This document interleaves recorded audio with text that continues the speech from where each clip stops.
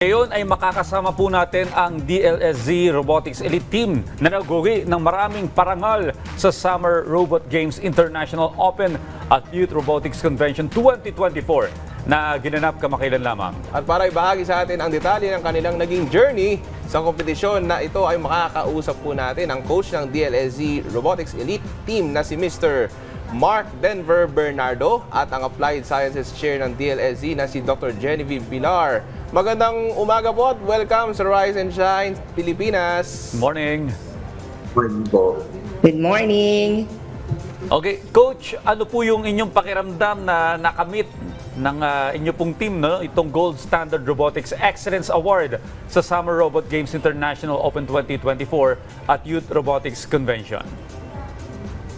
Nung binanggit yung award na yun na kami yung nanalo, sobrang elated yung sa pakiramdam. Kasi I think it's a fruit of all the collective effort of all the people behind the event or behind the competition or behind the team. Sobrang saya na ma-recognize yung aming mga coaches, na-recognize yung effort ng aming mga technicians, and of course, the full effort of the team during the competition.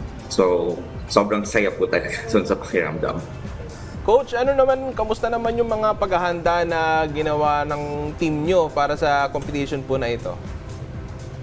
So, definitely it's an extensive training during the session kasi the event happened nung bakasyon. So even vacation time ng mga bata, the kids always go to school to practice and prepare for the competition. Tapos we did of course assess yung mga performance ng robots namin on how the kids perform on the previous competitions. So we've been actively joining competitions, and we use that to assess what are the things to improve to be prepared for this competition para ma-ensure na magiging maganda yung performance ng bawat isa. Okay, Dr. Pilar, ano po sa tingin nyo yung mga katangian o kakayahan ng inyong team na nag-ambag sa inyong pagkakapanalo po bilang Gold Standard Robotics Excellence Awardee? I'm sure lahat naman ng mga kalahok dito ay magagaling. Pero bakit kayo nag-stand out? Ay, okay, napakadami po kung masasabihin namin kung ano yung mga naging mga journey ng mga bata, ano nakapag-ambag para sila ay manalo. Unang-una siguro po yung teamwork nila kasi each team member of the Robotics Elite Team contributed their unique skills and ideas, and that resulted in more effective solutions and excellent coordination.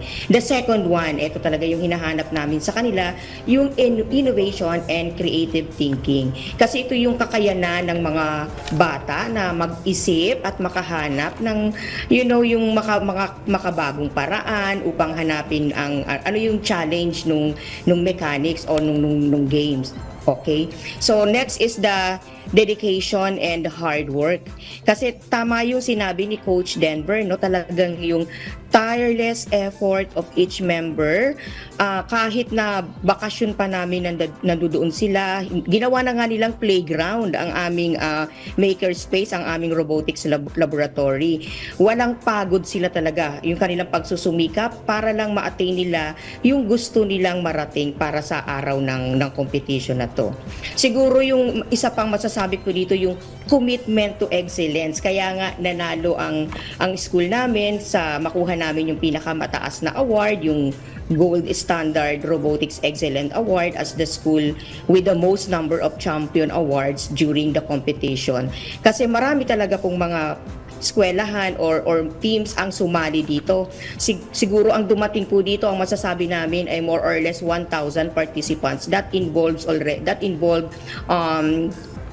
yung pong mga participants mismo, yung mga players, pati na din po yung mga teachers, coaches, guests, parents, and other observers po. So yun po yung apat na masasabi ko, no, na naging mga katangian nila para ma-attain nila, ma-achieve nila ang ganitong kataas na award. Ito, balik naman tayo kay Coach Mark. Coach Mark, siguro, for sure, may mga challenges din kayong mga kinaharap.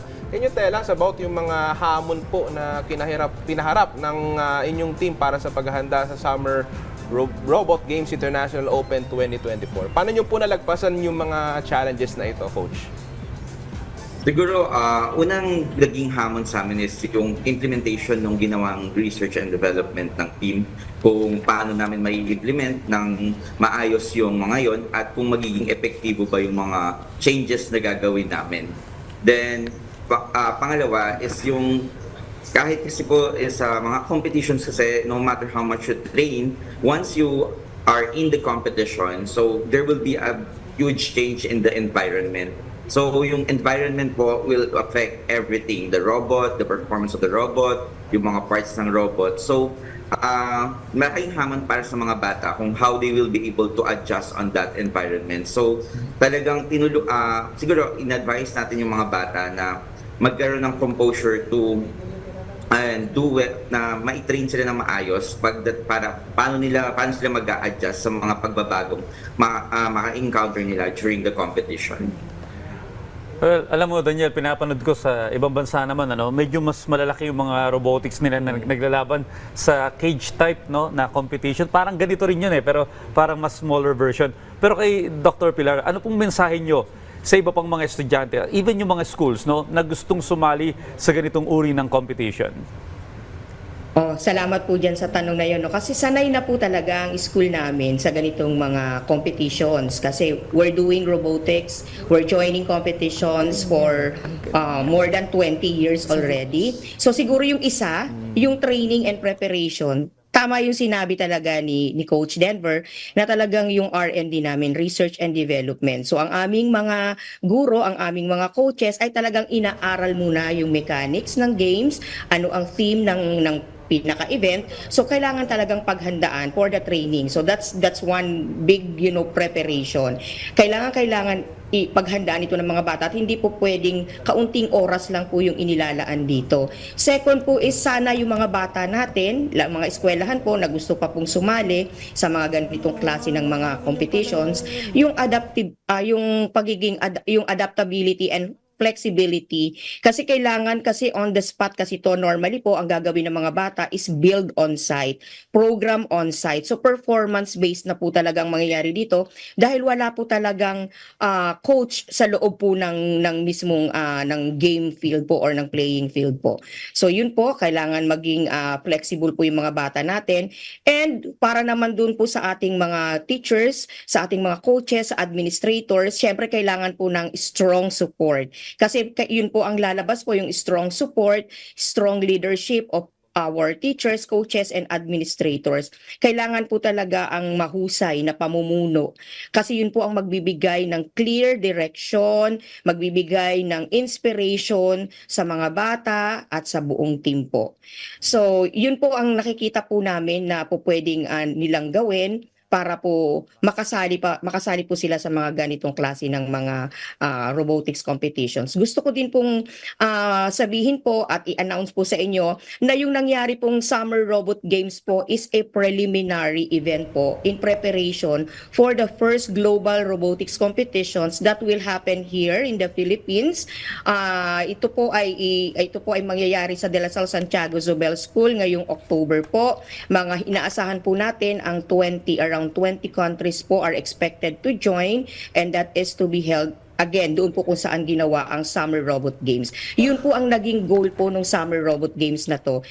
Ano po siya, naging dry run and preliminaries para po sa darating na first global robotics, at ito po ay i-organize po ng Data Science and Technology Corporation and De La Salle Santiago Zobel School.